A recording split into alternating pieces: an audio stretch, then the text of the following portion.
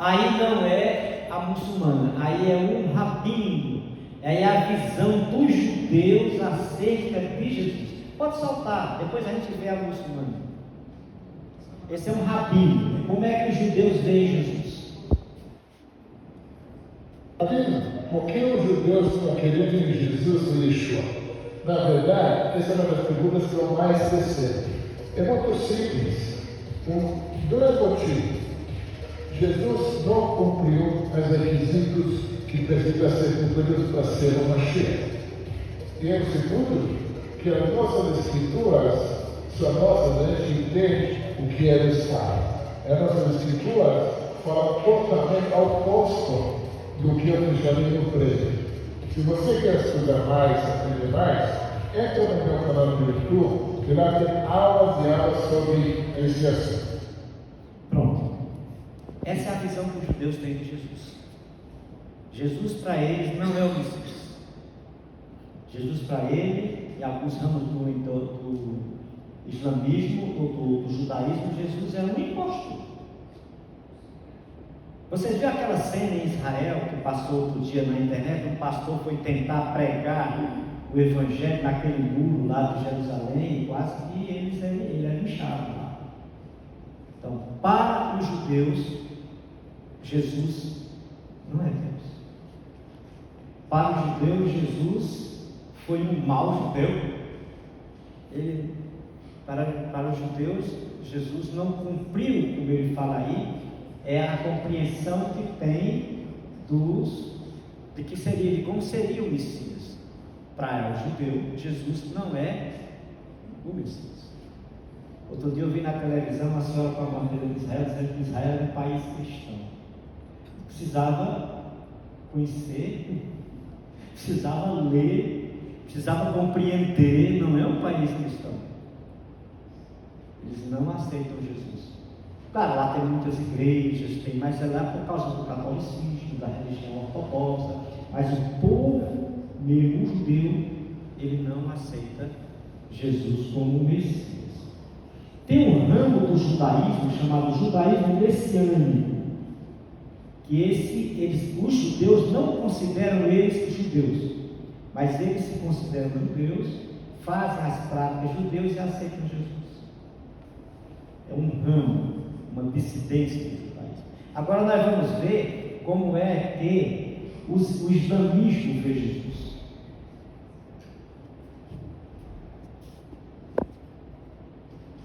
Qual é a relação entre o Islã e Jesus? Por exemplo, Jesus, para nós muçulmanos, ele é um profeta de Deus, assim como o profeta Muhammad, assim como Moisés, assim como Abraão, assim como Noé. Para a gente, Jesus não é filho de Deus, Deus não tem pai. A gente ama Jesus assim como a gente ama todos os profetas. Para nós muçulmanos, Jesus não foi crucificado. Deus elevou Jesus ao céu, porque nós muçulmanos acreditamos como Jesus era um profeta de Deus, Deus não faria ele sofrer. Então Deus só colocou uma pessoa, colocou acho que Judas no lugar de Jesus, e ele fez a imagem de Jesus nele, e ele que foi crucificado, mas Deus elevou Jesus aos céus, e Jesus retornará, e a gente vai, não vai ser na nossa época, claro, né? E a gente vai seguir. Pronto. Para os muçulmanos, Jesus é um profeta. Se você ler o Alcorão, eu já li uma parte do Alcorão que fala de Jesus. No Alcorão eles têm muita reverência por Jesus, eles têm muita reverência por Maria. Jesus para os islâmicos é um profeta, eles têm muito respeito por Jesus. E vocês viram o que ela falou aí? Jesus vai voltar. Para eles, os muçulmanos, eles estão aguardando Jesus. É Jesus que vai voltar.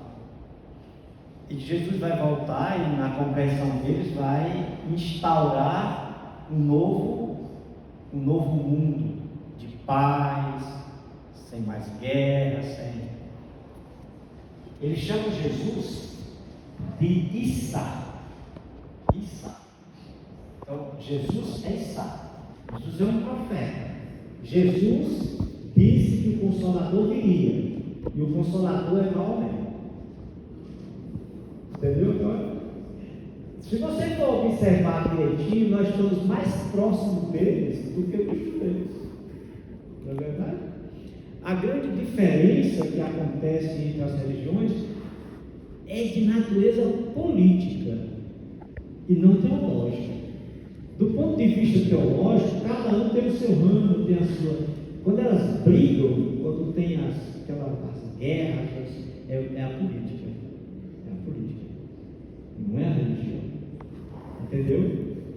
Bom, pois bem, essa é a compreensão. Agora vamos falar também do cristianismo, porque para o cristianismo, para os católicos, para os ortodoxos, para os protestantes, Jesus é Deus. Mas tem ramos do cristianismo, tem igrejas que se dizem cristãs e que não aceitam Jesus como Deus. Exemplo, as testemunhas de Jeová. Para elas, Jesus é filho de Deus. Jesus é uma criatura de Deus, a mais importante, a mais iluminada, mas não é Deus.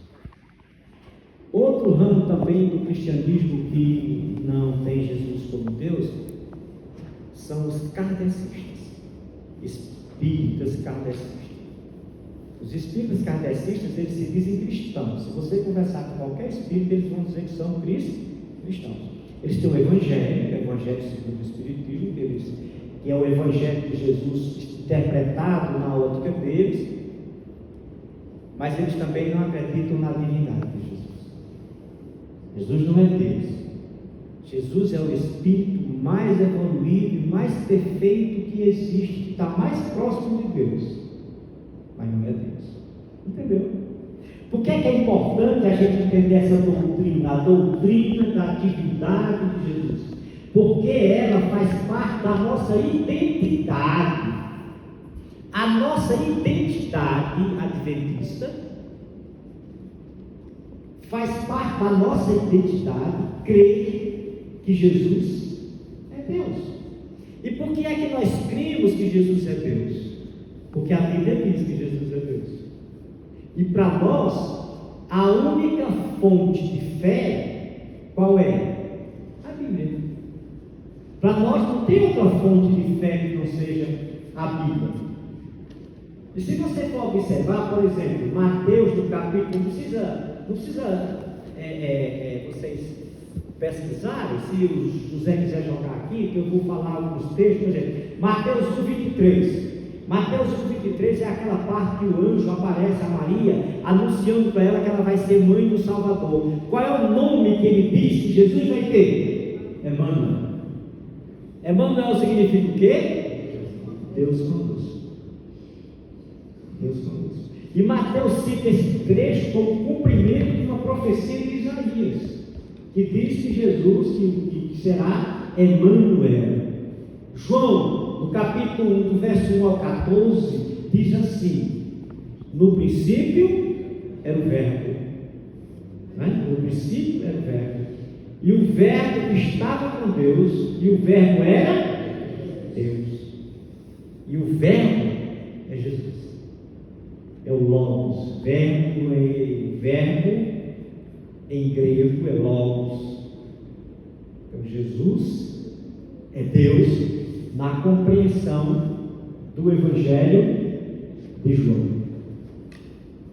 João, no capítulo 17, no verso 5 ao 24, diz que Jesus existia com o Pai antes da fundação do mundo.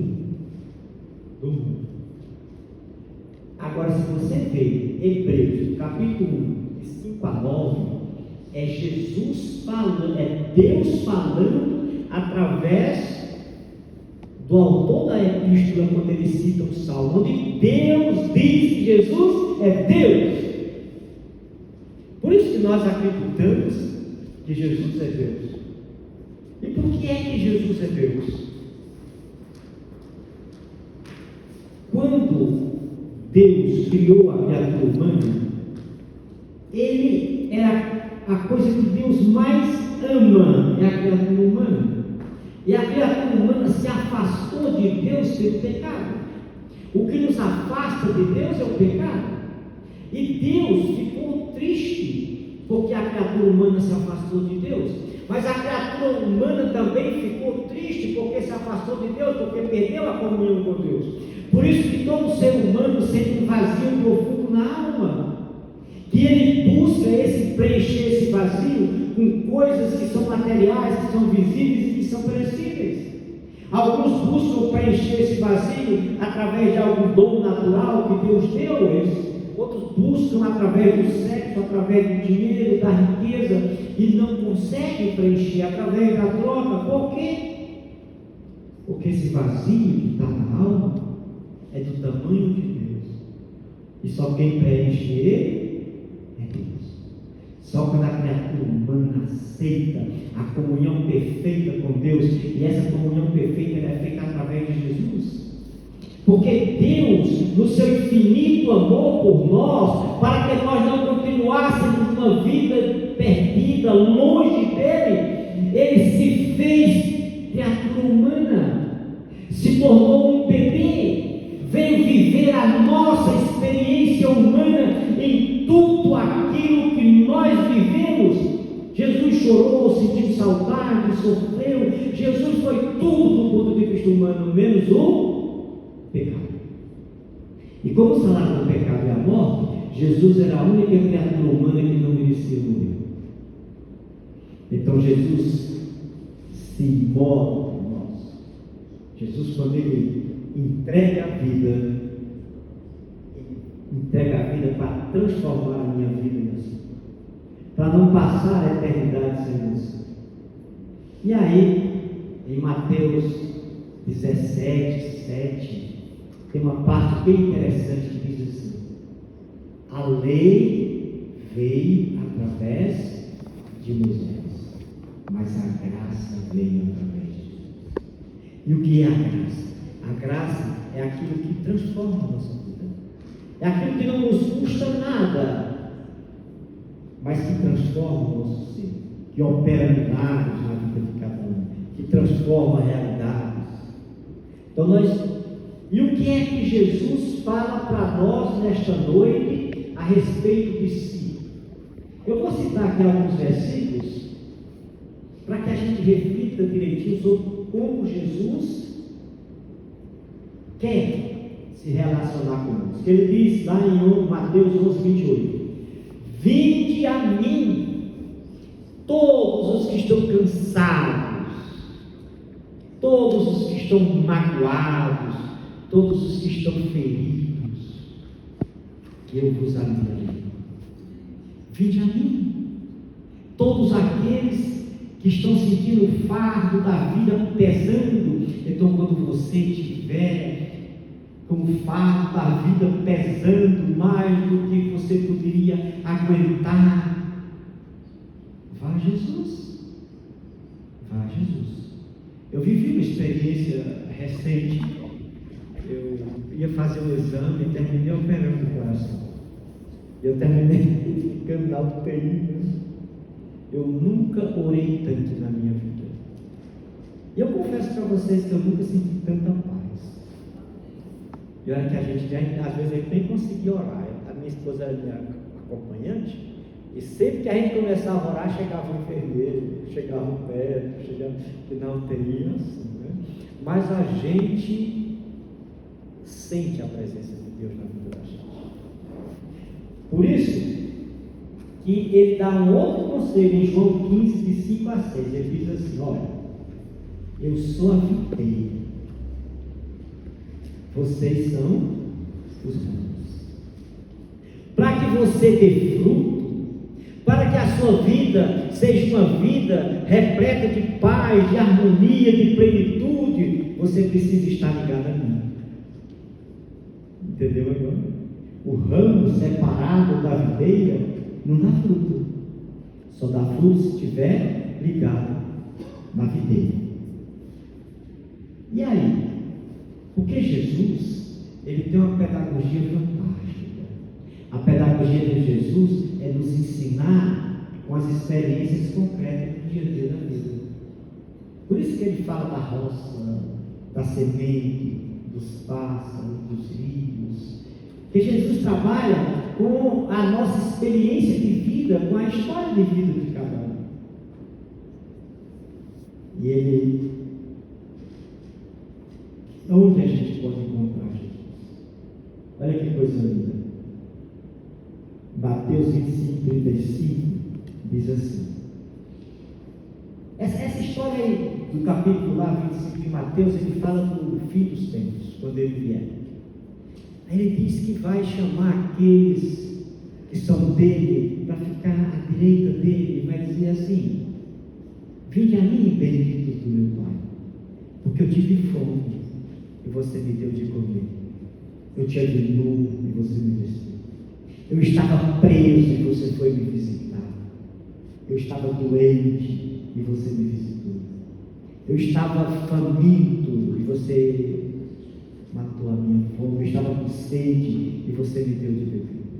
E ele diz que a gente vai perguntar assim: mas quando, Senhor, quando foi que eu te vi com sede, preso, faminto? E ele vai dizer assim: todas as vezes que você fez alguma coisa por um desses pequeninos, foi a mim que você fez. Então Jesus está no outro que sofre. O padre Fábio de Melo tem uma frase que eu acho muito feliz. Eu vi ele dizendo uma vez numa entrevista, que ele diz assim: o que mais me encanta é Jesus. O que mais me apaixona é Jesus, é o amor que Jesus tem por quem ele gosta. É o amor que ele sente por aquelas pessoas às quais nós, muitas vezes, não damos e nem conseguimos dar para eles o devido valor. Então, na realidade, o que Jesus quer de mim e de você é relacionamento. A gente quer fórmulas, Jesus quer relacionamento. Ele quer se relacionar com Deus. E como é que eu me relaciono com Deus? Eu botei aqui 3 coisinhas, eu não me canso de falar disso. 3 coisas que fazem você se relacionar com Deus. Não esqueça nunca mais disso. Tá? Quem transforma a sua vida é Jesus. Todos os problemas que você possa estar vivenciando, você vai a Jesus. Você ora a Jesus. Aí Jesus lhe dá a paz. Lhe dá a paz. E com a paz, você está nesse momento se credenciando a receber a graça de Deus em sua vida. E essa graça vem através do Espírito Santo de Deus, que vai atuar em você. Mas como? Primeiro, através da oração. Através da oração. Orar é falar com Deus. É abrir o coração a Deus como se conversa com um amigo. Oração. Orar é andar de bicicleta. Para você andar de bicicleta, você tem que fazer o quê? Pedalar. Se você parar de pedalar, a bicicleta cai. Ela ainda vai andar um pouquinho, mas vai cair. Então, o cristão tem que orar, ter a sua comunhão com Deus, no culto do amanhecer, no culto do entardecer, durante o dia, tem que andar com Jesus. A segunda coisa, leia a palavra de Deus. Leia a palavra de Deus. Isso aqui é um manual do cristão. Leia os evangelhos. Outro dia eu conversava com uma moça que não é cristã. E ela dizia que tinha vontade de ler a Bíblia. Eu ensinei ela a conversar pelo Evangelho de Marcos. Porque o Evangelho mais curto, são 16 capítulos. E Marcos escreve o Evangelho dele para quem não é crente. Sempre que alguém quiser ler a Bíblia e não tem conhecimento, mande ele começar pelo Evangelho de Marcos. O Evangelho de Marcos é justamente para quem não é crente. Bom, leia a Bíblia. E por último, o testemunho. E como é que eu testemunho? Você testemunha de 2 formas. Você testemunha falando daquilo que Deus fez por você. E você testemunha com a sua vida. Porque pode ser que você seja a única Bíblia que alguém esteja lendo nesse momento.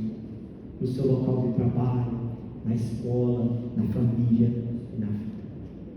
Agora o irmão Geraldo vai cantar mais o hino. E depois que o irmão Geraldo cantar o hino, nós vamos fazer aqui um momento profético de oração. Eu quero especialmente agradecer a Deus pela minha saúde, agradecer a Deus por mim. Eu quero orar pelo Gustavo, pelo Murilo, quero orar pela saúde da Rosilda. Nós vamos fazer aqui um momento de oração.